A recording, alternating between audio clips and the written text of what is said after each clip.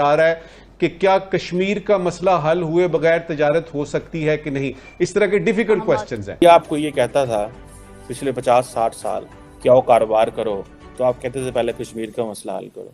आज जब आप कहते हैं पहले कारोबार करो, वो कहते हैं पहले आओ दहशतगर्दी के मसले पे बात करो। सबसे पहले तो ये बात करते हैं कि क्या अगर पाकिस्तान आज डिसाइड करता है कि हिंदुस्तान के साथ हमने तजारत शुरू करनी है तो हिंदुस्तान मान जाएगा?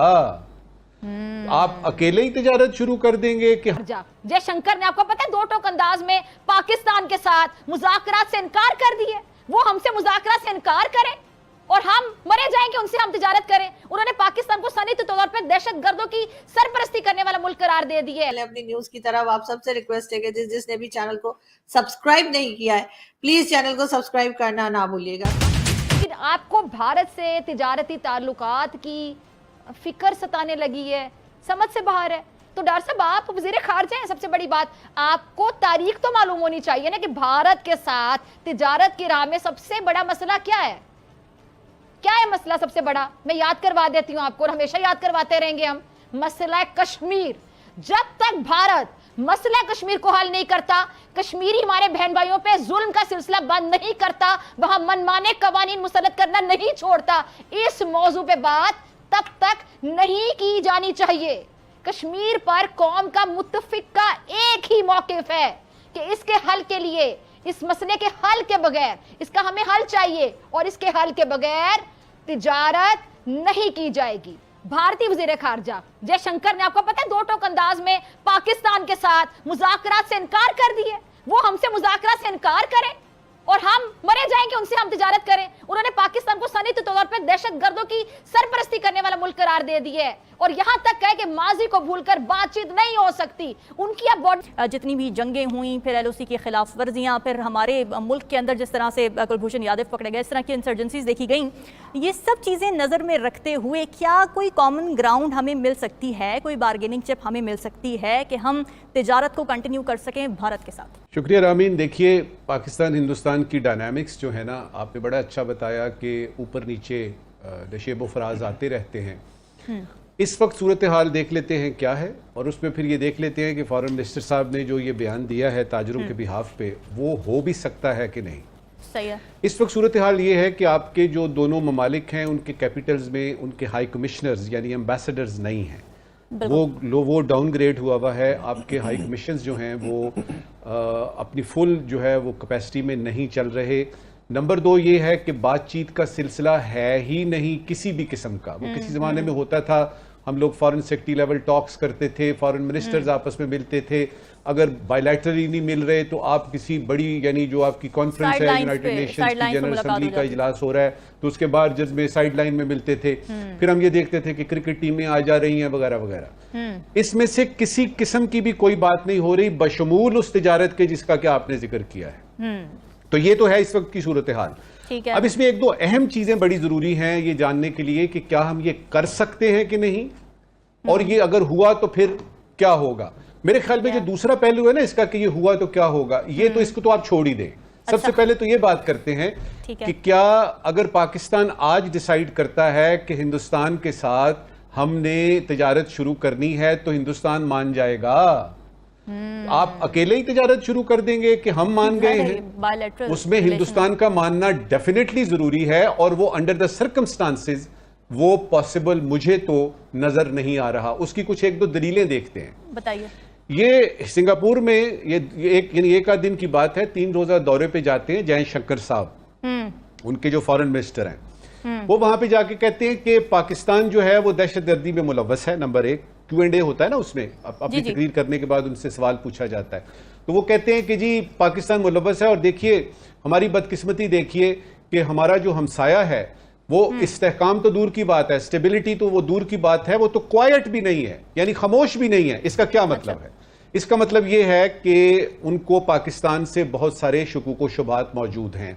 दूसरा ये कि यही फॉरेन मिनिस्टर साहब जो हैं कुछ साल 1.5 साल पहले कहते हैं, बड़े धड़ल्ले से कहते हैं, और खासतौर पे बिलावल साहब का आपको याद होगा उनका दौरा जो हुआ उसमें भी उन्होंने इसी चीज का इरादा किया, खुल के बताया कि पाकिस्तान के साथ जो है इस वक्त सूरत हाल क्या है। उनकी वो स्टेटमेंट जो है पूरी दुनिया में गूंजी, for India Pakistan is irrelevant. अगर इररेलेवेंट है और उस वक्त से लेके अब तक इररेलेवेंट है और क्वाइट नहीं है और स्टेबल नहीं है और उनको इसकी पाकिस्तान की जरूरत भी नहीं है, तो इस तनाजुर में मुझे ये बताइएगा कि अगर हम ये मान भी जाएं, जो कि ऑलरेडी एक बहुत बड़ी समस्या है कि लोग कहते हैं जी कि अगर आपने ये किया तो कश्मीर का क्या करेंगे, 370 का क्या करेंगे, और क्या एक बहुत बड़ा सवाल जो थिंक टैंक्स के सामने आज तक लहरा रहा है कि क्या कश्मीर का मसला हल हुए बगैर तजारत हो सकती है कि नहीं, इस तरह के डिफिकल्ट क्वेश्चंस हैं। तो उसमें दूसरे पर यानी जो आपका मरहला है ना कि तजारत शुरू हो गई तो क्या होगा, पहले मरहले को देखते हैं। उसको देखते हुए जो है वो मुझे ये लग रहा है कि ये एक स्टेटमेंट है ताजरों को खुश करने के लिए। हम सबको पता है कि इंडिया इस वक्त आपसे किसी किस्म की बात करने को तैयार नहीं है और उसने ये बात बार बार दोहराई है। अच्छा, हम देखते हैं कि पूरी दुनिया में अब ट्रेड बहरहाल बड़ा एक अहम मामला है, मईशत बहुत अहम इशू हो गया है। भारत के साथ पूरी दुनिया के ट्रेड के मामलात हैं, जिनके साथ उनके चाइना जैसे जिनके साथ उनके साथ कन्फ्लिक्ट रहता है, लेकिन ट्रेड वहाँ जारी और सारी रहती है।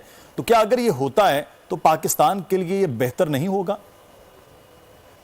देखिए, पाकिस्तान के लिए ये भी एक बहुत मिसकंसेप्शन है पाकिस्तान और भारत के ट्रेड को लेकर। अगर 1996 से अगर आप देखिए, जब भारत ने most favoured nation status Pakistan को दिया, उस वक्त से लेकर आज तक पाकिस्तान की जो एक्सपोर्ट्स हैं वो बतदरीज उसमें कमी आ रही है, जबकि भारत के जो एक्सपोर्ट्स हैं टू पाकिस्तान उसमें मुसलसल इजाफा होता रहा है और बैलेंस ऑफ ट्रेड भारत के हक में ही जा रहा है। अब लोग यहाँ ये क्वेश्चन भी कर सकते हैं कि ठीक है जी, हमें इम्पोर्ट से भी तो फ़ायदा होता है, हमें मशीनरी सस्ती मिल जाती है, जो चीज़ें इस वक्त वाया दुबई या सिंगापुर आ रही हैं वो हमें सस्ती मिल जाएंगी, भारत से ही आ रही हैं। एक आर्गूमेंट है, लेकिन सवाल ये पैदा होता है कि इसको भी एक तरीक़ाकार है इन चीज़ों को बहाल करने का। मैं आपको थोड़ा सा पीछे लेकर चलता हूँ। 14 फरवरी 2019 को जब पुलवामा का वाक़या हुआ तो भारत ने विड्रॉ कर दिया पाकिस्तान का मोस्ट फेवर्ड नेशन स्टेटस। उसके बदले पाकिस्तान पे जो भी पाकिस्तान से इंपोर्ट्स भारत में हो रही थी 200% ड्यूटी उन पे आयद कर दी टैरिफ लाइंस पे। तो पहले तो भारत से आप ये मुतालबा करें कि वो जो पाकिस्तान को मोस्ट फेवर्ड नेशन स्टेटस दिया हुआ था वो तो रेस्टोर करे, फिर हम ट्रेड की बात आगे लेकर चलेंगे। तो हम चीज़ों को मिक्स कर देते हैं। ये देखिए, इस वक्त ये बातें करने का नहीं है, आपको बिहाइंड द सीन्स ये बातें करनी चाहिए। एंगेजमेंट भी आप करें, मैं नहीं कहता, कौन नहीं चाहता कि हमारे। तो दोस्तों, कैसी लगी आपको ये वीडियो हमें कमेंट सेक्शन के अंदर ज़रूर बताएं। अगर आप इस चैनल पर नए हो तो इस चैनल को सब्सक्राइब करना ना भूलें।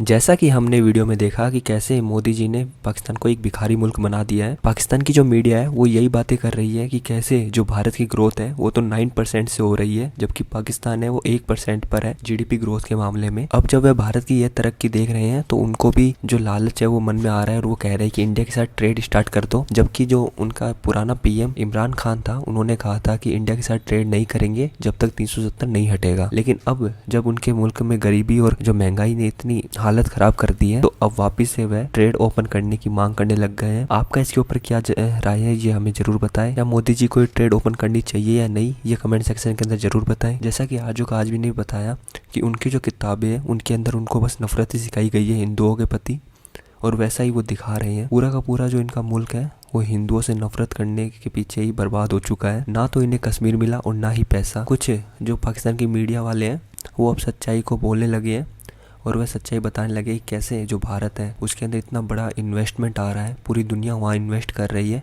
लेकिन जो पाकिस्तान है वो IMF के लोन के पीछे गिड़गिड़ा रहा है और IMF उसे 2 साल हो गए लेकिन लोन नहीं दे रहा है और लोन की किस्तें, पूरी इकोनॉमी लोन की किस्तें चुकाने में ही लग जाती है। जबकि पाकिस्तान आर्मी जो भी लोन आता है वो खुद के ऊपर ही खर्च कर लेती है और आवाम को कुछ नहीं मिलता। साथ ही में मोदी जी के ऊपर पाकिस्तानियों को प्यार भी आने लगा है। तो दोस्तों, कैसी लगी आपको वीडियो हमें कमेंट सेक्शन के अंदर ज़रूर बताएं, अपनी राय ज़रूर दें।